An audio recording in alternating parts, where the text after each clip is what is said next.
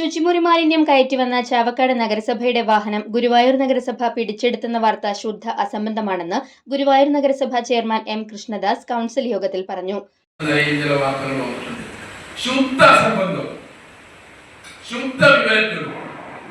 ഏതോ താല്പര്യം സംരക്ഷിക്കാൻ വേണ്ടി എഴുതിയ വാർത്തയുമാണ്.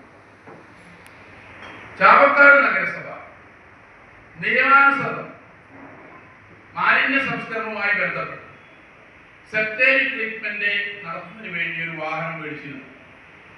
ചാവക്കാട് നഗരസഭ മാത്രമല്ല, കേരളത്തിലെ പല നഗരസഭകളും അതുപോലുള്ള വാഹനങ്ങൾ മേടിച്ചിട്ടുണ്ട്. ഈ വാഹനങ്ങൾ സെപ്റ്റേജ് ട്രീറ്റ്മെന്റിന് വേണ്ടി ഉപയോഗിക്കുന്നു. ഇന്നലെയാണ് കുന്നംകുളം നഗരസഭയുടെ വാഹനത്തിന്റെ ഉദ്ഘാടനം നിർവഹിക്കുന്നത്. വളരെ നേരത്തെ UDF ഭരിക്കുന്ന ചാലക്കുടി നഗരസഭയാണ് തൃശ്ശൂർ ജില്ലയിൽ ഈ വാഹനം ആദ്യമായി ഈ ജില്ലയിൽ വാങ്ങിയത്. ഇവിടെ ചാവക്കാട് നഗരസഭ മേടിച്ചതിന്റെ എത്രയോ ലിറ്റർ കൂടുതൽ കപ്പാസിറ്റിയുള്ള വാഹനമാണ് ചാലക്കുടി നഗരസഭ മേടിച്ചത്.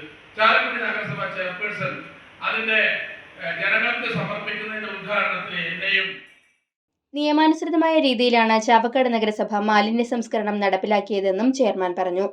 ഗുരുവായൂർ നഗരസഭയുടെ മാലിന്യ സംസ്കരണത്തിന് ചാവക്കാട് നഗരസഭയെ ആശ്രയിക്കേണ്ട സാഹചര്യമാണ് നിലനിൽക്കുന്നതെന്നും ഇത് ഗുരുവായൂർ നഗരസഭയുടെ വീഴ്ചയാണെന്നും പ്രതിപക്ഷ നേതാവ് KP ഉദയൻ കുറ്റപ്പെടുത്തി. മാലിന്യം പൊതുകാനയിലേക്ക് ഒഴുക്കിവിടുന്നത് എന്തിന്റെ അടിസ്ഥാനത്തിലാണെന്ന ചോദ്യത്തിന് ചെയർമാൻ ഉത്തരം പറയണം. മാലിന്യ സംസ്കരണ രംഗത്ത് വലിയ നേട്ടം കൈവരിച്ചെന്ന് അവകാശപ്പെടുന്ന നഗരസഭ ഈ വിഷയത്തിൽ എടുത്ത നിലപാട് വ്യക്തമാക്കണമെന്നും KP ഉദയൻ പറഞ്ഞു. പ്രദേശത്ത് അത്തരത്തിൽ സംവിധാനമൊരുക്കിയ ഒരു വാഹനം ഗുരുവായൂരിൻ്റെ പ്രദേശത്തേക്ക് വന്ന് ഗുരുവായൂരിലെ ജനങ്ങൾക്ക് ചാവക്കാട് നഗരസഭയുടെ ആ ഒരു സാധ്യതയെ ആശ്രയിക്കേണ്ട ഗതികേടിലേക്കാണ് ഗുരുവായൂർ നഗരസഭ എത്തിയിരിക്കുന്നത്. ഇവിടെയാണ് ഇതിൻ്റെ വലിയ വീഴ്ച. ഇത് പൊതുകാനയിലേക്ക് ഒഴുക്കി കളയാമെന്ന് എന്തിൻ്റെ അടിസ്ഥാനത്തിലാണ് ചെയർമാൻ ഇത് വീണ്ടും അവകാശപ്പെടുന്നതെന്ന് മനസ്സിലാവുന്നില്ല. മാലിന്യ സംസ്കരണ രംഗത്ത് വലിയ നേട്ടം കൊയ്തെടുത്തു എന്ന് അവകാശപ്പെടുന്നവർ ഇപ്പോൾ തന്നെ തലയ്ക്ക് കൈവച്ച് കൊടുക്കേണ്ട സ്ഥിതിയാണ് ഇന്ന് ഗുരുവായൂർ നഗരസഭയുമായി ബന്ധപ്പെട്ടിട്ടുള്ളത്. ഇത് ഗുരുവായൂരിലെ ജനങ്ങളെ മുഴുവൻ വീണ്ടും ദുരിതത്തിലേക്ക് കൊണ്ടുപോകുന്ന ഒരു അവസ്ഥയാണ് എന്ന് പറയാതിരിക്കേണ്ടി. വിഷയവുമായി ബന്ധപ്പെട്ട് BJP അംഗങ്ങൾ കൗൺസിൽ യോഗത്തിൽ നിന്ന് ഇറങ്ങിപ്പോയി. പ്രതിപക്ഷാംഗങ്ങൾ വിയോജനക്കുറിപ്പ് രേഖപ്പെടുത്തി.